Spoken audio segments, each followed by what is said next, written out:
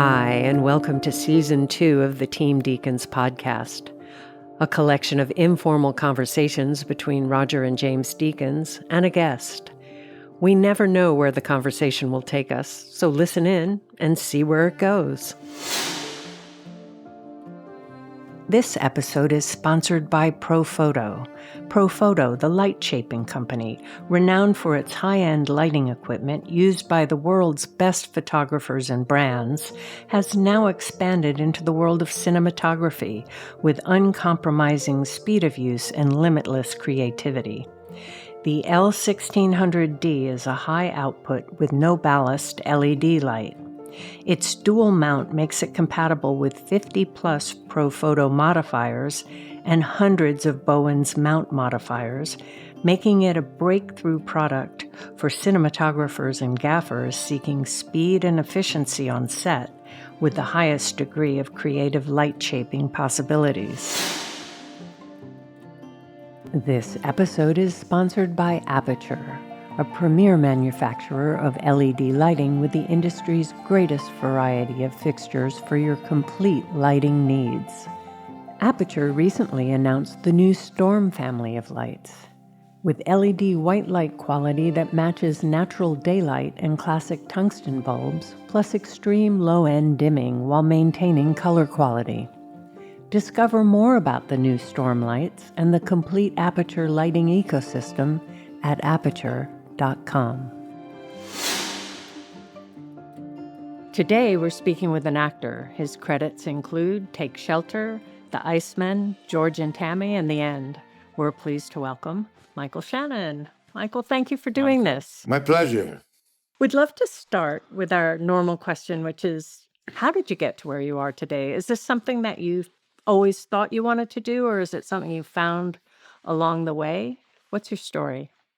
Well, I guess I stumbled onto acting when I was in high school, which I think is pretty common, particularly here in the States. But I didn't necessarily think it was something I wanted to do as a job. I didn't necessarily think I wanted to have a job at all. I didn't really think I didn't really think much about my future or my life. When I left high school, I started doing theater in Chicago. And I started out, like I said, it wasn't a job. I wasn't even getting paid to do it. And there wasn't hardly anybody coming to see it.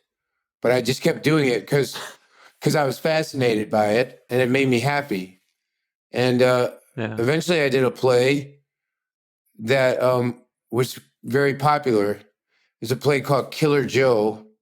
And we did it for a long time at this little tiny theater in Chicago. We did it for months and months and months. And then somebody we knew was Scottish, and they recommended that we take it to the Edinburgh Festival. And so we applied to get into the Traverse Theater there, and we got in. We did it there. And then someone from the Bush, a fellow named Dominic Drumgoole, saw it, and he said, "Can I bring this to London?" We said, "Yeah." And then we were at the Bush. And a producer named Michael Shannon saw it, and he transferred it to the vaudeville on the West End. And so the next thing I knew, I'd gone from some little storefront theater in Chicago to being on the West End. Wow. And then that play was my first play in New York as well. It was we did it off-Broadway. And when we did it in New York, that's when I started to meet lots of casting directors and whatnot, and that's when I started to get some more film opportunities. So Killer Joe, this one play, really gets a lot of the credit for the trajectory I was on. Yeah. Was your first film role in Groundhog Day? My first film that would have been seen outside of Chicago. Yeah, I had done some there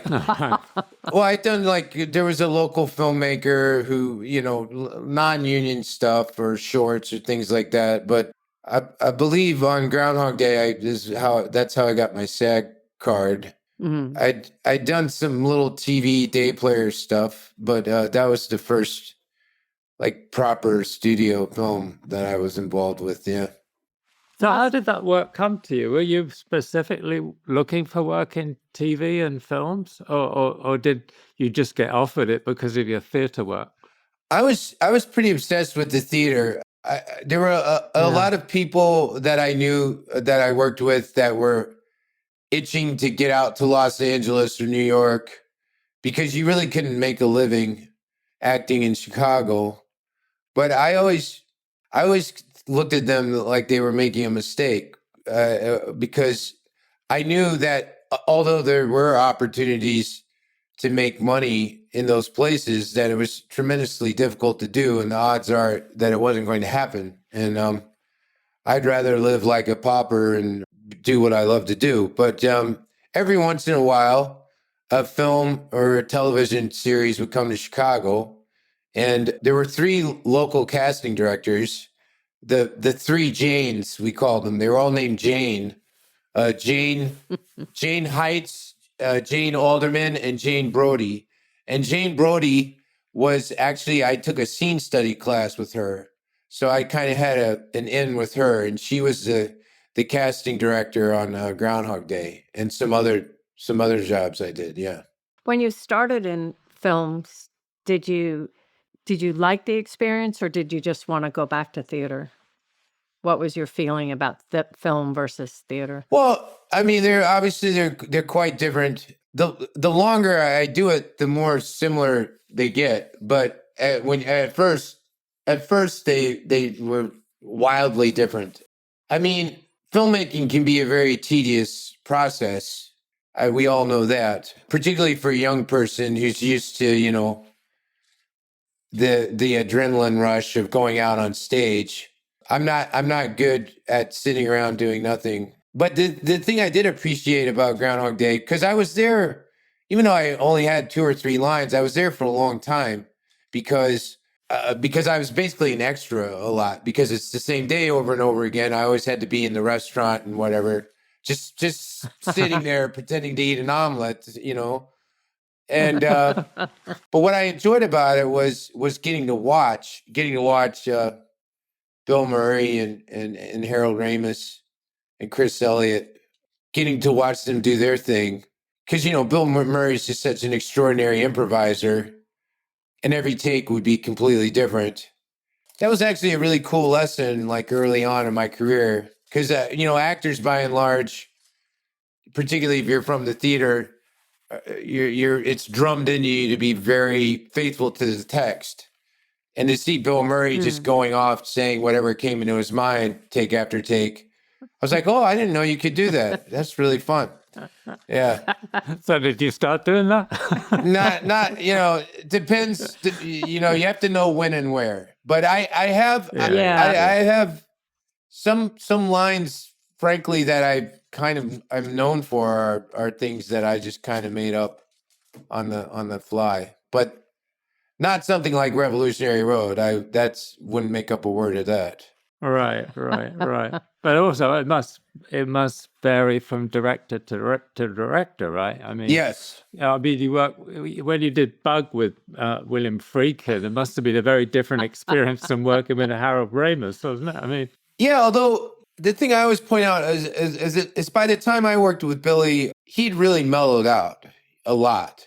He was not the same guy who made The French Connection and The Exorcist. He was much more kind of grandfatherly, He used to like to do silly things.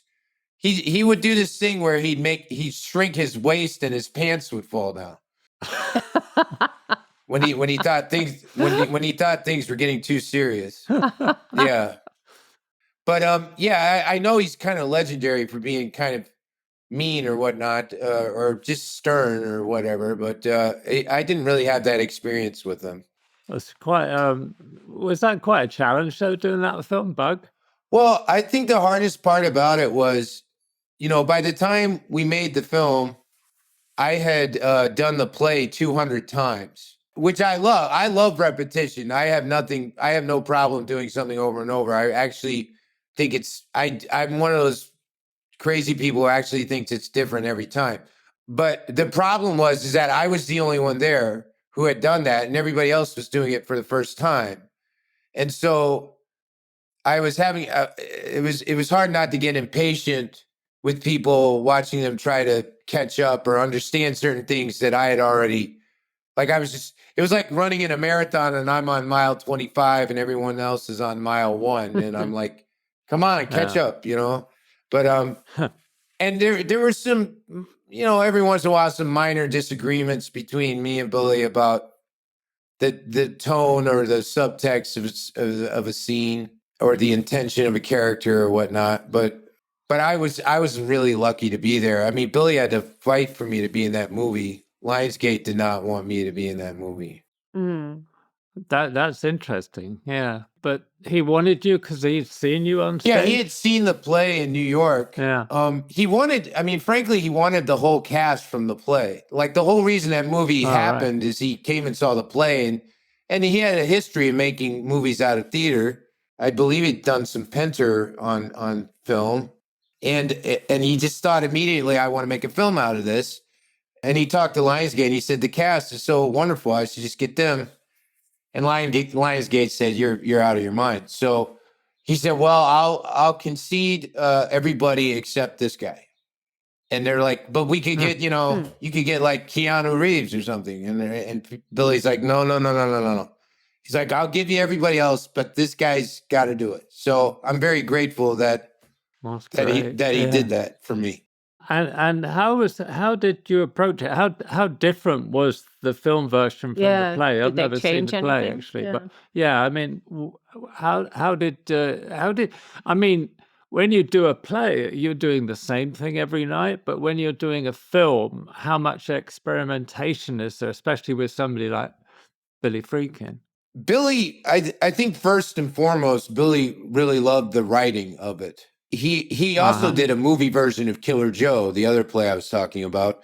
Right. These were both written by Tracy Letts, is that right? That's correct. Yeah. I think he directed, he actually directed a stage production of another Tracy's plays called Man from Nebraska. He just thought Tracy was the bee's knees. He thought he was one of the best writers he'd ever encountered. So he was very faithful to the text. It was more about, I guess, in the film of Bug, he opened it up in the beginning.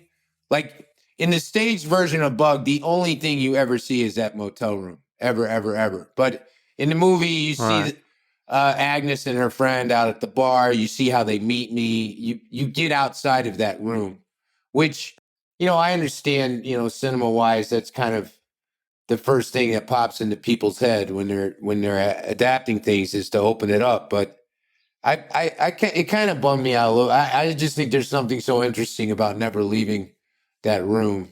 Yeah, the claustrophobia. Yeah. But we were still in the room most of the time. But we were very, very faithful to the text. Ashley Judd was amazing. I mean, you know, usually whoever played Agnes opposite me, we would have weeks to rehearse together. And it's a very complicated relationship between those characters. And we only had a couple of days. I guess we had like 5 days before we started shooting. Wow. And we had never met each other or anything. And I was super impressed with her work ethic and how deep she was willing to go. So I really admire her performance. But, you know, he was able to do a lot of things with the look of the movie. I thought that DP was pretty amazing, Michael Grady. You know, there's a really interesting story about the last shot in that movie, which is when they set the room on fire. I've doused everything with gasoline. We set it on fire. The special effects department had covered done what you usually do, covered everything with this goop that's supposed to be, it'll set on fire, but it's safe or something. I don't know. But anyway, we went to light it, and the whole place just went up in flames instantly. Like we all went running out of the building. The DP's, Michael's eyebrows were singed off. And there was nobody, but the camera was still rolling. There was nobody left on set. We had all evacuated. And Billy gets the dailies back. The footage was still good. And the camera of its own volition, had done the most amazing tilt up, completely by itself. So the last shot of that movie, there's nobody on the camera, and it's just like slowly tilting up to the sky. And it's a really beautiful shot. So keep that in mind, Roger. Oh yeah, right. You don't have to be there. You can leave. Yeah, right. Oh. Always a happy accident. Yeah. But it's just amazing that film didn't melt, because we shot it on film. Yeah, really. Yeah. Wow. Of course, it would all be CG today, so you wouldn't have that experience of fleeing from the burning set. Exactly. Like when we did Barton Fink with the Coen Brothers, it was a flaming set. Oh, right. I mean, you wouldn't do that, No. would you? But thank God we got to experience it. Yeah. No, really. So you've had a long you've been in every one of Jeff Nichols' films, right? Yeah. And you started with Shotgun Stories, which was soon after Bug, I think, wasn't it? How did you come together with Jeff? Well, one year I did a program. I don't know if you've ever done it, the Sundance Filmmakers Lab. Oh no, I know it. Yeah, but I know it. It's so a screenwriter, a writer director can submit their script. If they get selected, they get to shoot 3 or 4 scenes from their movie, and they get a crew, they get a professional DP, professional actors. So there was a fellow named Gary Hawkins, who was a professor at the North Carolina School for the Arts, and he submitted his script, and they picked it. And I was one of the actors working on his material. And then when he went back to teach, he showed his students the scenes that he had made. And one of his students was Jeff. Oh, wow. So Jeff went up to him after class and said, Mr. Hawkins, do you think there's any way I could get a hold of Michael Shannon? And Gary just looked at him like he was insane. And Jeff said, no, I have something I wrote and I want him to read it. And Gary said, well, I'll ask. I'll see if he says it. And so Gary calls me up and says, well, I got this very precocious kid who thinks that you should read his script. I said, yeah, send it to me. And I read it, and I thought it was one of the most brilliant screenplays I'd ever read, so I did it. Yeah. It's just so now they get a bit of chance. It's pretty amazing, isn't it, how things it leads you on. Yeah, and you've done every film that Jeff's done since, right? You've been in every one of them. That's true, yeah.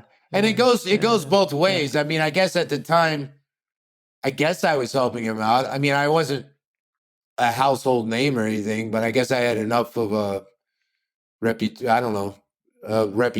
to help. But it was a very low budget film. I mean, he shot that whole film, and he didn't have the money to develop it. So when we all left town, it was sitting in cans in his father's office. And he had to raise more money to develop the film. Wow. The whole crew stayed in a house that was like a barracks with cots in it. And every night for dinner, we went to his folks' house, and his mom made like a buffet style dinner. And that's how Wow. Yeah. There's something really nice about those kind of experiences, though, isn't there? You know? I mean, because you're all in it together. Yeah, definitely. I mean, it becomes so less about politics and everything else. It's like definitely a bunch of friends making a movie. So then, one of our favorite films, actually. I don't know how you feel about your work in it, but it's Take Shelter. I think it's amazing. It's a really wonderful movie, and every time it gets to the end, it always gets you. You know that, like the end after the end, and you go, "Oh yes, my God, I forgot that." I bet. Was that? I've had so many people ask me about that ending, like all the time. Yeah. And I never want to answer it. I just say, well, it's really whatever you think it is, because like. Yeah. But it's just that really subtle nod between you and Jessica. Yeah. at the end, as though she realizes you had some sort of intuition and you were right. I just think it's kind of wonderful. Well, I think ultimately it's like symbolic of just living in this world the way it is. Yeah. I mean, there is a storm coming every day. There's a storm coming. It seems a little bit more of a kind of more relevant today than it did a few years ago when it was made. But tell us about that. Was that also a film like Shotgun Stories? Was it, like bunk it up together? And well, I'd say every film that Jeff's done, he's gotten a little bit more resources, Yeah. Like Shotgun Stories was, I think basically all he had money for was the film. And then Take Shelter was like $1 million or something. But I stayed, we shot it in a very small town in Ohio, Grafton, Ohio. And there was like a 2-block long area that would have, I guess, been considered downtown, like a real American Main Street type vibe. And I stayed in the second floor of a building that was basically abandoned. In this little apartment that they fabricated for me, there was a back door, and on the back door it said, "Watch out." And if you open the door, it was like a straight drop to the ground. I guess maybe there used to be a patio or a porch out there, but there wasn't anymore because it had been falling off or something. I don't know. But it was scary, because I was the only, Jessica was staying somewhere else. So at night, it felt like I was the only person in downtown Grafton, like literally the only person. So I used to sleep with the lights on because I was just kind of spooked. Yeah. Yeah. How much, I'm really intrigued how that film was made. I mean, on a film like that with Jeff, how much rehearsal time did you have? How much did you shoot that, for instance, that's not in the film? I mean, how much was storyboarded and, how was it constructed? It's constructed very meticulously. Like Jeff's a big believer in preparation, and his vision for something is airtight. He doesn't. Yeah, he's not an improv guy really.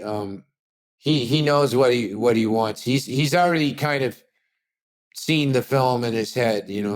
I mean, that being said, there's air for the actors to explore and whatnot. He's not like a dictator or anything, but but again, that was another situation with me and Jessica where we got to spend a couple of days together before we started shooting, but such a complicated relationship that you just kind of have to dive in and find it kind of on the spot. But you get used to that, I guess, if you keep doing it over and over again. But Jessica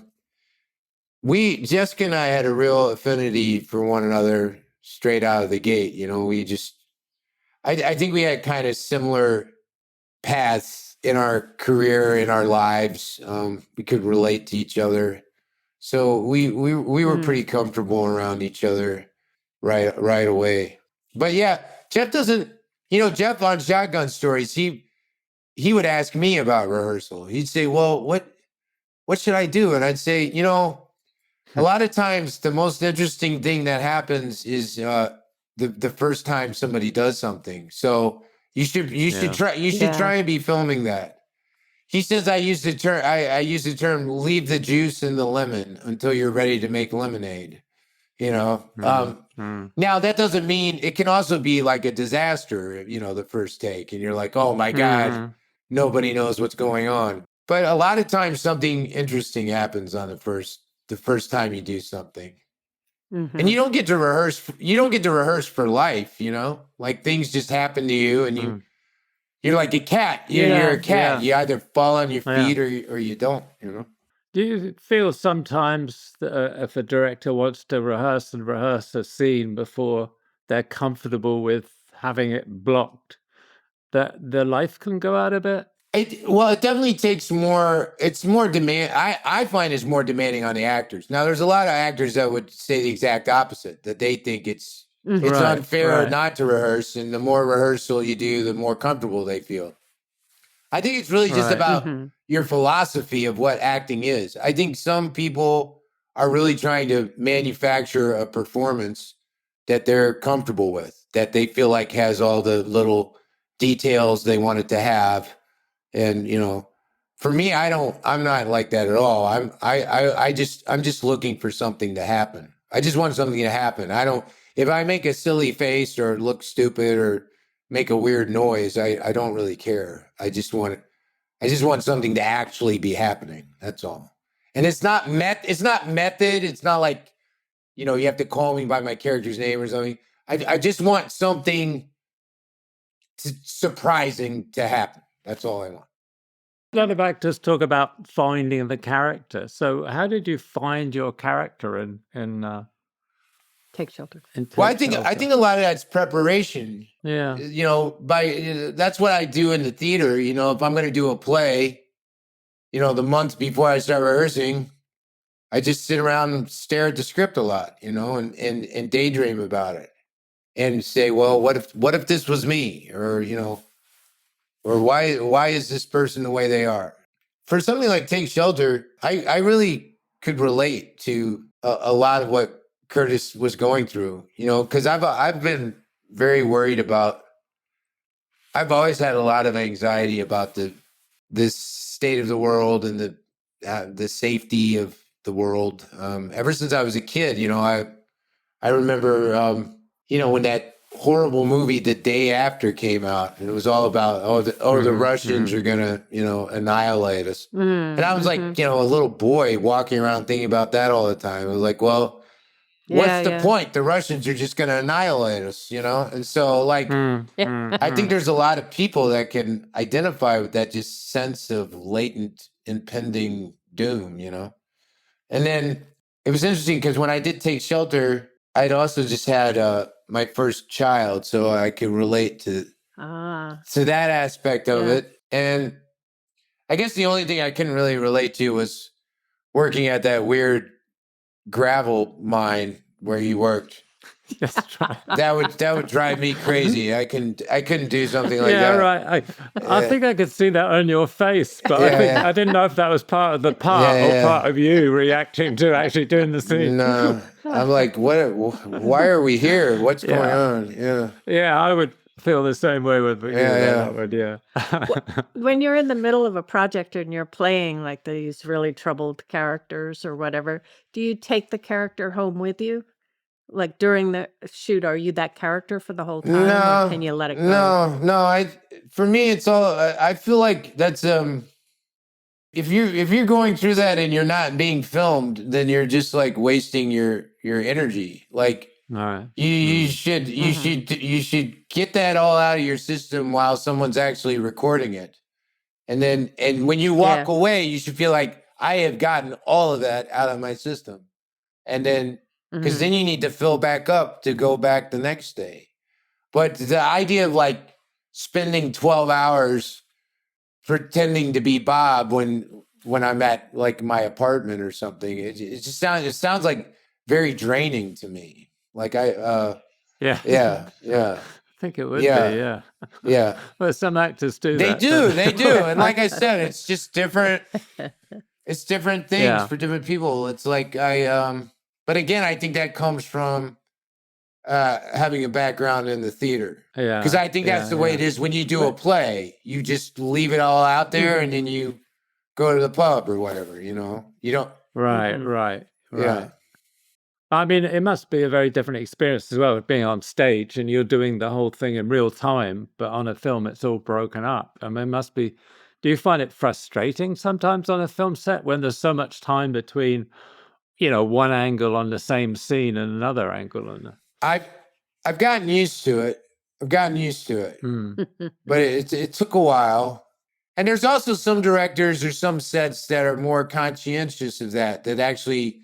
And I've noticed that particularly late, like it doesn't seem as slow as it used to be. And I don't know if that's because I'm getting older or because time like is at a premium on a lot of these sets, I think that's it. Yeah. I think there used to be a lot more kind of waste. It's like, oh, we've got millions and millions of dollars and we can just kind of fart around. But But no, it's very hard to find a set like that nowadays. Most sets nowadays are like, we've got like $500 in 3 hours and then we're screwed. So let's go, you know? Yeah. And I think it's also really tough when you're in a difficult scene and you're trying to get through it and you do a take and then they want to stop and talk about it. Right. And just go on and on and on instead of just going on and with that momentum and do the next take and let you. Yeah, I'm not a fan of that, all that jibber jabber. I don't, you know. You don't like watching playback. Oh, yeah. Well, yeah. Well, when we worked together, that was pretty nerve-wracking for me. Being in that was a pretty intense room to be in. You know, I was. Yeah. Revolutionary Road. Yeah, it was for a lot of different reasons. But as a piece. Yeah. But also just the company I was in. You know, I was nervous. You know, I mean, I had I got the cast of Titanic, for Christ's sake. Like, right. Right here in the room. I think you held your own. Yeah. That's true. And then Sam. How is it? I mean, Sam, I've been hearing about Sam for years because, you know, I did some theater in London. I think I was around when because Sam used to run the Don Mar warehouse for a long time. Yeah. And he was kind of this legendary figure. He actually shot. I was in Chicago when he shot. Did you shoot Road to Perdition? No, that was Conrad Hall. Yeah. That was a big deal in Chicago when a lot of my buddies got day player work or even longer work on that. Yeah, he was kind of. I was intimidated, a little bit intimidated. Yeah. What about say on Give Me Shelter or something? Take Shelter. Take Shelter. It's Give Me Shelter. That was a Freudian slip. No, on Take Shelter, I mean, it's a fictional character. But what about when you do something like Iceman, which I got to say, we thought you were fantastic in Iceman. I don't know why you did it and how you did it, but how did you do it? When you do a character that's based on a real character and one that's so dark.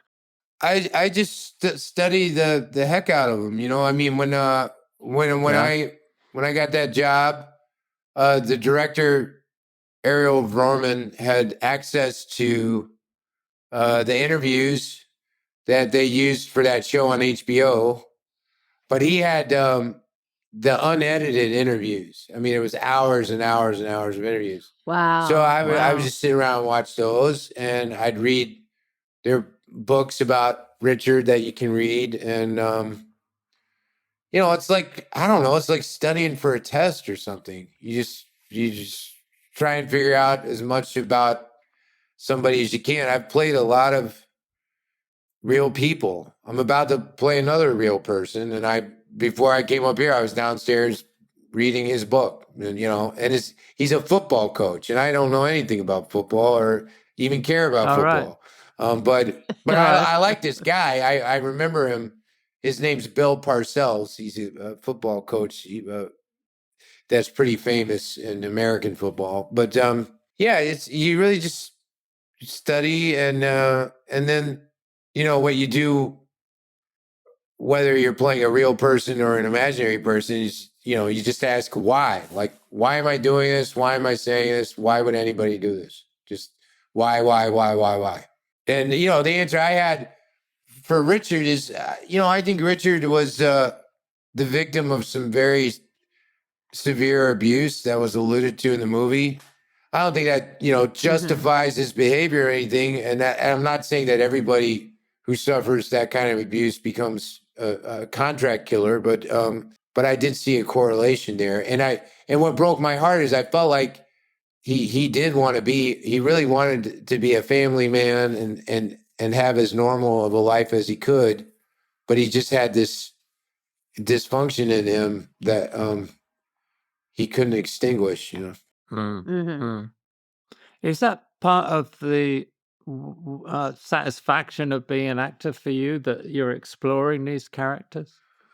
Well, yeah, to the extent that I'm exploring people in general, because I think, you know, I think people are worth exploring. I mean, we are kind of like creating this experience together on Earth. And I think it behooves us to try and understand one another as best we can. I think it makes everything go a lot smoother in the long run than if we just kind of stay inside our own little, tower and ignore everybody else. I'd say the lion's share of the problems in the world tend to stem from people being self-centered and myopic, Yeah.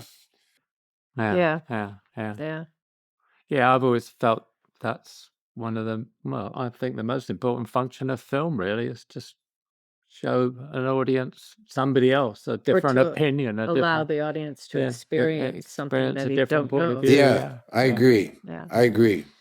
So I just keep thinking about George and Tammy. I was thinking about George and Tammy. Yeah. We're really interested because we watched George and Tammy. Just had to watch all of it. Cool. I mean, it's really kind of liked it. wonderful series, and it's really interesting to see you and Jessica again. Right.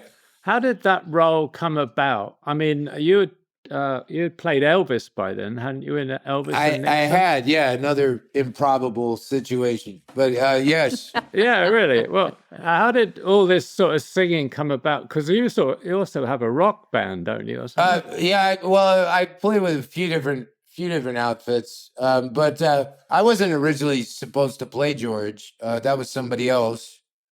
It was somebody else's idea. The whole show was somebody else's idea. And then when it came time to do it, they didn't want to do it anymore. But they had asked Jessica to do it, and Jessica was invested in it.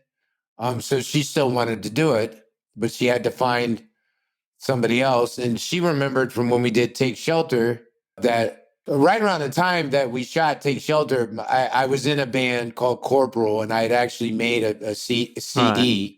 And she, God bless her, she had the little pub downtown in Grafton put the CD on their jukebox. So I don't know if that place is still there, but if you go to Grafton, Ohio, and there's still a hamburger joint downtown, if you go up to the jukebox, my CD's on it, thanks to Jessica. So great. I'll look it up. So she remembered that I sang, and so she called me up and asked me, and I said, Jessica, I bear no resemblance to George Jones whatsoever. Did you sing like George Jones? Well, I think it'd be pretty arrogant of anybody to say that they sang like George Jones. Right. No, I mean, I don't even think a country singer making a living in Nashville would claim to sing like. I mean, George Jones is a singular voice in the history of music. There's nobody who sings like him. But I can sing, But we both studied pretty extensively with a fella named Ron Browning, who's in Nashville. He's a very wise vocal guru to a lot of different people. He works with Alison Krauss and a number of other country singers, and singers from all genres have worked with him. And he was our guy. So he came to New York and worked with us for weeks before we even started shooting. And then we went to Nashville and recorded some tracks before we started shooting. But all the singing was done live on set. Oh, it was all done live. Wow. Yeah. Wow. Well, it's quite brilliant. Yeah. Thank you. Yeah. Thank you. And did you basically shoot it in continuity? Since the episodes sort of were in continuity? It was tricky. Not really, it was kind of all over the place. I'm not going to lie. It could have been boarded maybe a little more easily for us, but we had to hopscotch around a bit. I mean, it was basically boarded by locations. It was one of those jobs. So like, all right. Everything in this particular location, we'd shoot that out. Then we go to another location, shoot that out. Some of the stuff was built, like the recording studio was built. So we'd shoot everything in there on that set. Yeah, we didn't get to go so much in chronological order. I mean, fortunately, most of the stuff when we've aged, we shot pretty much all of that towards the end, so that was helpful. Well, it's amazing because the whole strength of it is the relationship of you two, and it's so strong. Again, on a different way of working, I mean, how differently does John Hillcoat direct? Was it tightly storyboarded, or were you left to improvise with Jessica? Well, John had a lot of ideas, visually. I don't know. I think John kind of left us to our own devices a little bit because, like I said, with Take Shelter, Jessica and I just kind of we're kind of kindred spirits, and we don't need a lot of interference in that regard. But someone who was around a lot also was the fellow who wrote the show, Abe Sylvia, and he had been working on it for years, and he was he was a real resource in that regard. But John, a lot of times John was mostly focused on the more visual components of it, I think. Yeah. Were any of the family involved? Well, with the shooting? The whole thing is very loosely based on Georgette Jones's book. She's the only child the two of them had together, and she was on set. We met her and spent time with her. And she's actually in the show. She's actually in the very end when we're on the bus driving away. The last song we sing. Georgette's featured on she gets to sing because she's a singer. She sings a real pretty part in that, and she's lovely, really sweet person, and very appreciative of what we were doing. But we also met. I spent a lot of time actually with a fella named Peanut, who was was George's best friend, one of his best friends, and Peanut's wife, Charlene. You see, Walton Goggins and my ex-wife, Kate Arrington, play them in the show. So, we had lots of people around to work with, to draw from, yeah. I mean, were they also offering input, saying, no, this isn't what he would do? He would react more this way? No, I didn't. Again, I had done so much research going into it. Apparently, one thing that happened was when we were shooting the stuff towards the end, where I'm older, and so I would have to go in and get the wig and the makeup, and I put a little padding on, whatnot, and I was walking out of the hair and makeup trailer to the stage, and Georgette was walking towards me, and she just started like crying. Apparently, because she was like, it was like my dad was walking towards me. It was like, oh wow! But it didn't spook her out. She just was moved by it. Yeah. And had you done much television before that, as opposed to movies? And is it different to do television versus movies? I've done a lot. These limited series were all the rage for a while. I done this thing called Waco. I actually did two of those, Waco and Waco the Aftermath. I did something called The Little Drummer Girl, which on the John Le Carre. I never know if I'm saying it right. Is it Le Carre or Le Carre? Well, anyway, I did that with the director Park Chan-wook, who I really love working with, and I did this thing, 9 Perfect Strangers. Yeah, I done a lot of limited series, and because like I was saying earlier, a lot of the movies are so short nowadays. Like movies, you used to they shoot for like 6 months or something, and now that's practically unheard of, unless it's like an Avengers movie. Most of the movies go so fast nowadays, but the limited series are kind of a callback to that, to the longer shoots of the movie. They'll go on for 4 or 5 months, and there's something that I enjoy about that, because you really get to sit with it for a while, Yeah. A lot of these movies, the low budget shoots, they go so fast. You're just like, what happened? I don't even know what just happened. It's like, it's all a blur, But with the limited series, you really get to live in it for a while. Yeah.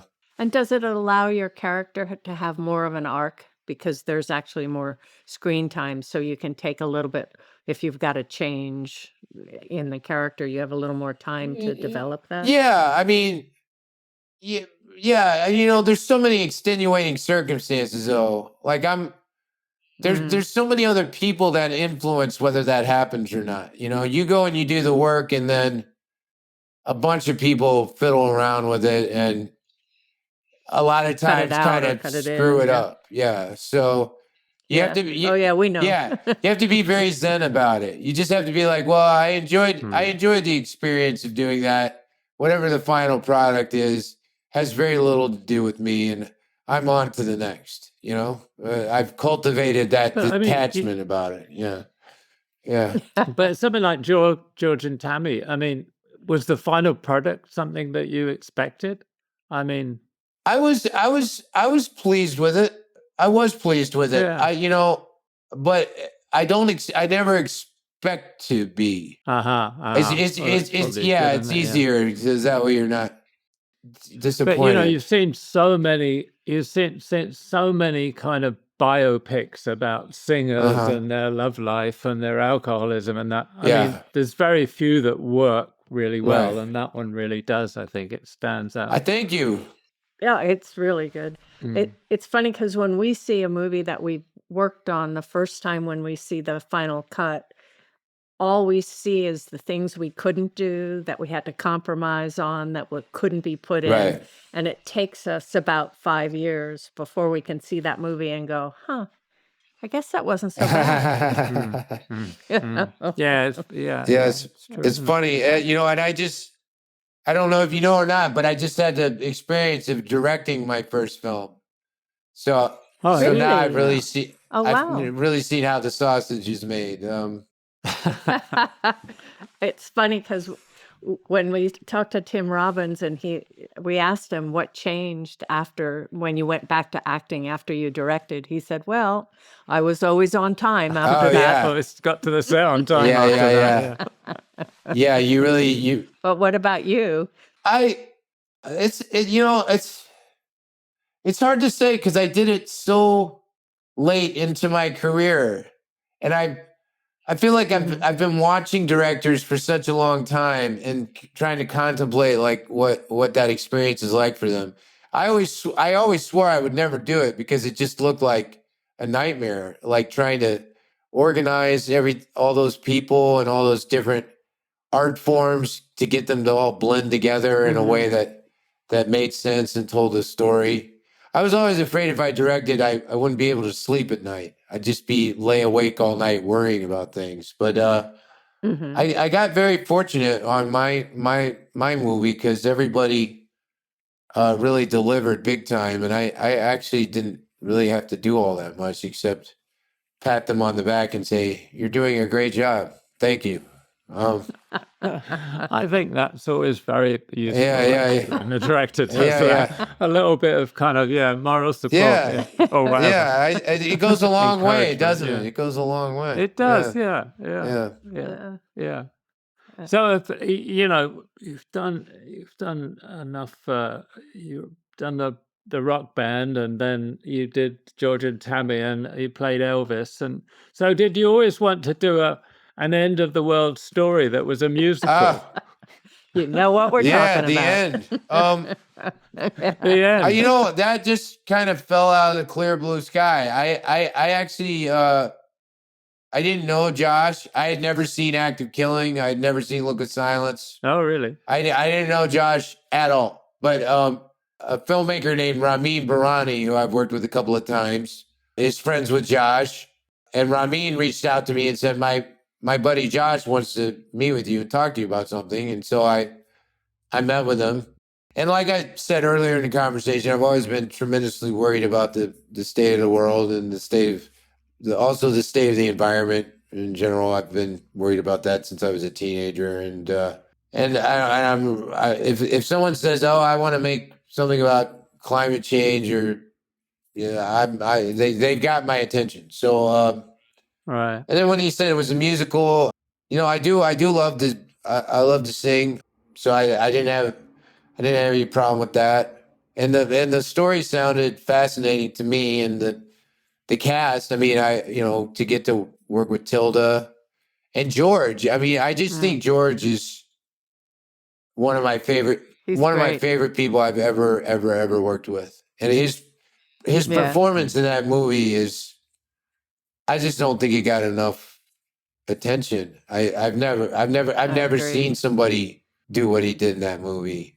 He was so brave and so committed, and I just adore him. Yeah. So yeah, and then after the fact, I watched Act of Killing and Look of Silence. Everybody talks about Act of Killing, but Look of Silence actually, in a way, impressed me even more. But they're both masterpieces. So yeah, it was a pretty easy decision to make. Having said that, I'm not surprised that there isn't a line around the block to see it. But hopefully it'll find its audience. On somewhere somehow. Yeah. But it must be great to sort of have that sort of challenge and try something that is so fresh and new, such a different approach. I mean, I think a lot of film seems to be getting very stale. And you've seen, it's like you've seen that before so many times.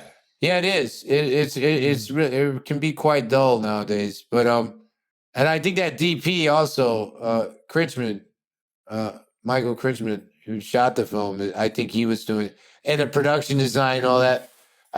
I'm very proud of that movie. It's one of those movies. I have certain movies that I kind of feel like everybody should have to watch, and that would be one of them. But you can't force people to watch movies. Gosh darn it! Gosh darn it! Yeah. So it's really interesting the career path, your career, the way it's gone. What would you change if you were starting out again? Would you do anything differently? I mean, I think I've been extraordinarily fortunate. Such a mysterious sequence of coincidences. Starting with meeting Tracy. Like I often wonder, what if I had never met Tracy? What if I had never done Killer Joe? Well, because like I said, I was not an upwardly mobile person, so it was kind of like this, or maybe I would have wound up like living in an alley or something. I don't know. I didn't have like a second option. I just kind of followed this path, and yeah, even things that I've made that like are kind of ostentatious, silly, kind of garish kind of things. I don't even really regret that because they all led to the next thing, And then what really sticks with me isn't so much the things I made, but just the people, the people you get to meet, and the work itself is like, I mean, sure, it's great if you can look at a film and say, yes, I'm part of this film, and it's here to stay, But my fondest memories are just of the people that I've worked with, really. Yeah, it's also making a film is such a collaborative effort. It is people coming together, which is something that you don't get to experience all the time when you're just trying to make it in the world. Right. There's something very special about having that time period where everybody's trying to do the same thing. It's great. Yeah. I mean, when you say so, yeah. I love that spirit of collaboration. And when things like, when everything comes together in a shot, like it's not just the acting, but like the cinematography, the design, the lighting, the sound, the music, like everything, this perfect kind of synchronicity happens. It's just really, really satisfying. Yeah, it's one of the reasons why you've always liked operating, because you get to see it first. Being right there on the set with everybody in the thick of it. Yeah. Is it very different? You played General Zod. I can't say I actually saw it in the That's all right. we managed without you. How was that? We somehow the movie somehow broke even though you didn't come get a ticket. Please. Yeah.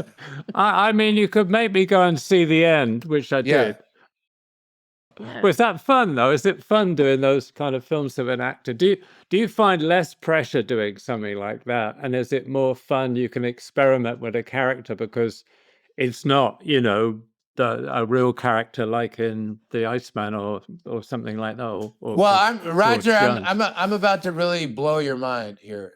Yeah, good. All right. I did The End and Man of Steel for the same reason. No, I figured that really. Because it's but you don't know what that reason is. There's no way you can possibly know what that reason is. Well, go on then. No, go on. My character in Man of Steel is a person who is responsible for a civilization of people that are facing their imminent demise because of their mistreatment of the planet on which they live. So as the chief custodian of this planet, when his species manages to completely destroy the place, he goes out and he tries to find some other place to populate, because that's his job, is to take care of his citizens. So for all these people that are saying, once we're done completely destroying the earth, we can just move to Mars or something.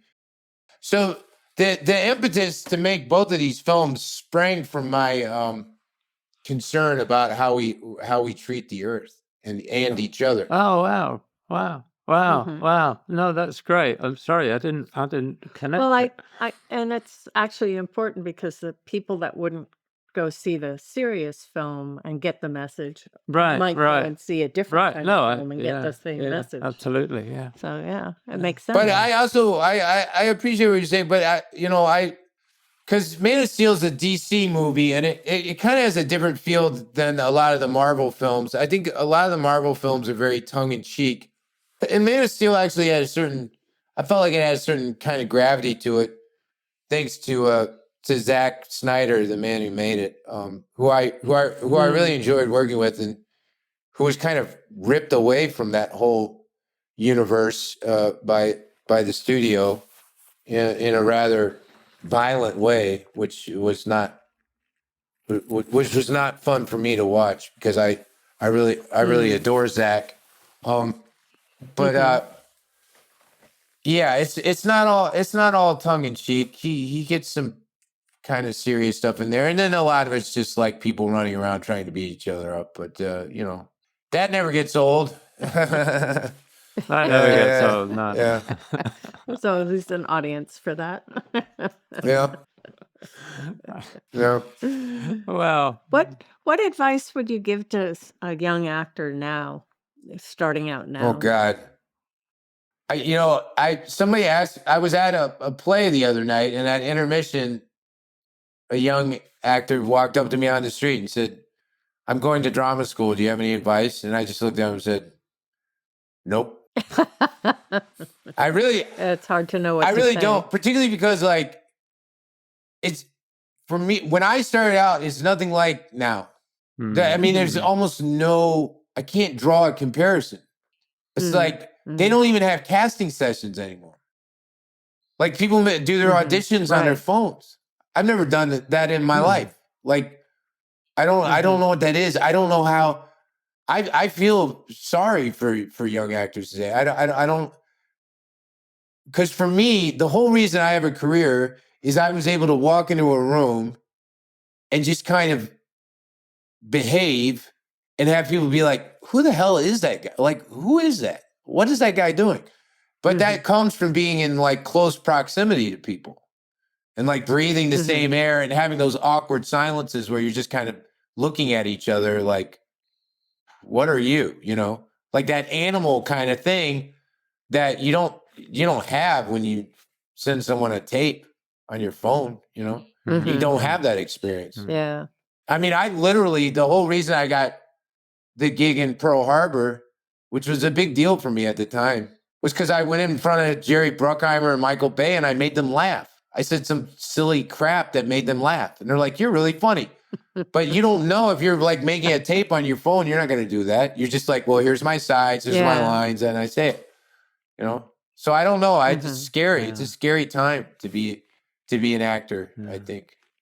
Well, but whatever. It's been really nice talking to you. Yeah. I'm so glad. I'm so glad we did this. Yeah. Thanks for having me. I'm really glad you did. Yeah. Thank you so much. Yeah. You are amazing at what you do. Thank you. You really are. Thank you. Thank you.